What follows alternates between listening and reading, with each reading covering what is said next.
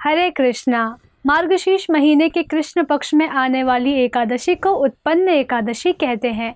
भविष्योत्तर पुराण के अनुसार एक समय अर्जुन श्री कृष्ण से ये प्रश्न पूछते हैं कि हे कृष्ण, आपने बताया कि ये जो एकादशी है ये बहुत ही पवित्र करने वाली है और इस एकादशी को जो फल है वो 1000 अश्वमेध यज्ञ से भी अधिक है, तो ऐसा क्यों है? तब भगवान श्री कृष्ण ने उन्हें कहा कि मैं आपको बताता हूँ कि ये एकादशी परम पवित्र करने वाली क्यों है।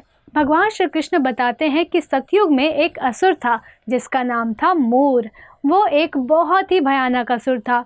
देवी देवताओं को हमेशा डराता रहता था। उसने देवी देवताओं को स्वर्ग से वंचित कर दिया था। इंद्र, सूर्य, वायु, अग्नि, इन सारे देवताओं को हराकर उसने स्वर्ग पर कब्जा कर लिया था और जितने देवी देवता थे वो पृथ्वी पर ठोकर खा रहे थे। उनको अपने ही लोक से निकाला गया था। तो जब देवी देवताओं को स्वर्ग से निकाला गया तब वे अपने मुखिया इंद्र के साथ शिव जी के लोक में पहुँचे। वहाँ पर उन्होंने शिव जी से प्रार्थना करते हुए कहा कि हम सब बहुत ही दुखी हैं। मूर नाम के राक्षस ने हमें हमारे लोक से बाहर निकाल दिया है। हम इतने पीड़ित हैं कि अब हम पृथ्वी पर दर दर की ठोकरें खा रहे हैं। आप हमें कोई समाधान बताइए।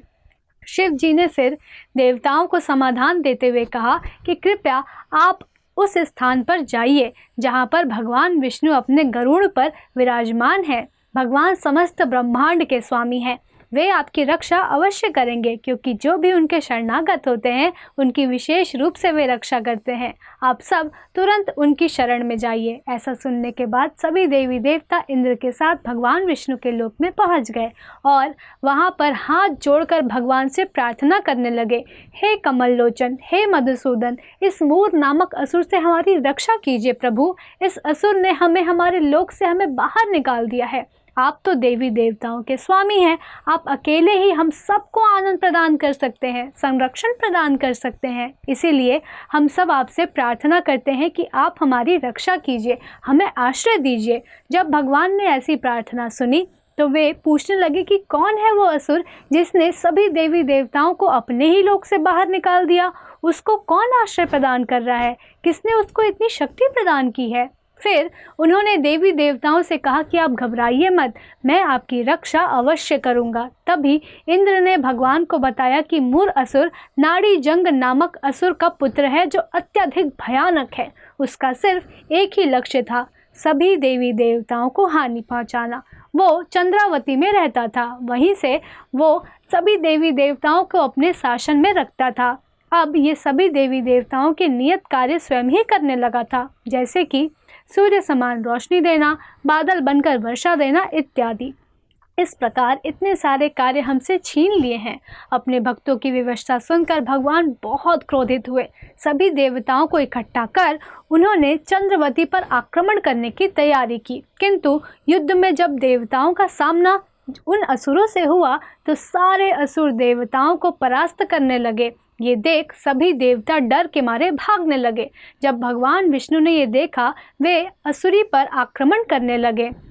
तो ये युद्ध बहुत समय तक चला। कुछ समय पश्चात भगवान ने ऐसा दर्शाया कि बाह्य रूप से वे थक गए हैं, इसीलिए वे बद्रिका आश्रम में हेमवती नामक एक गुफा के भीतर विश्राम करने चले गए। ऐसा देख मूर असुर भी उनके पीछे पीछे गुफा तक गया और वहाँ उसने देखा कि भगवान गुफा में सो रहे हैं।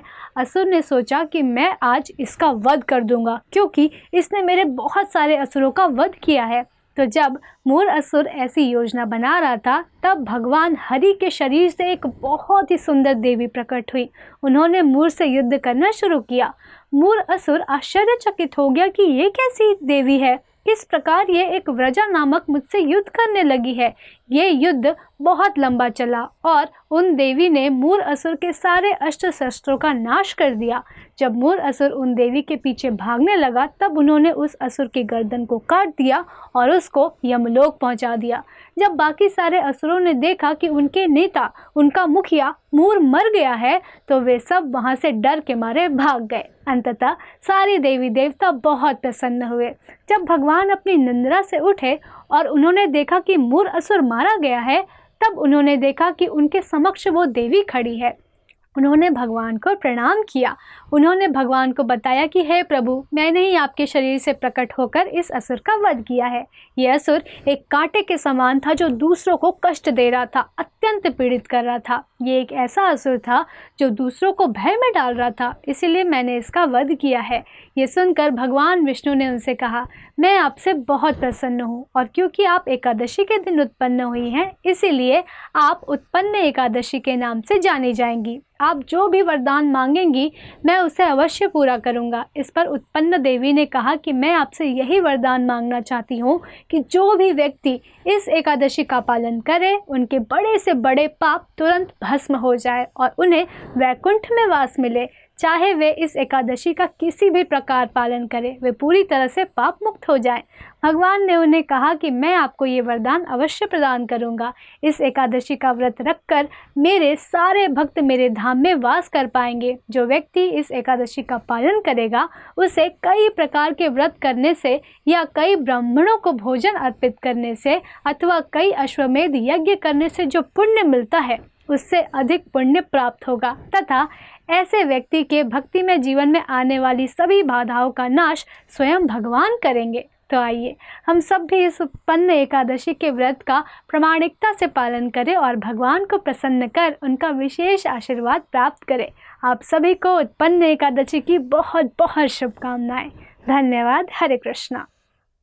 ऐसे ही और भक्तिमय कार्यक्रमों के लिए देखिए हरे कृष्णा टेलीविजन, और इसे प्राप्त करने के लिए आप अपने केबल अथवा DTH ऑपरेटर से संपर्क करें तथा और अधिक जानकारी के लिए आज ही डायल करें 7666 839 839।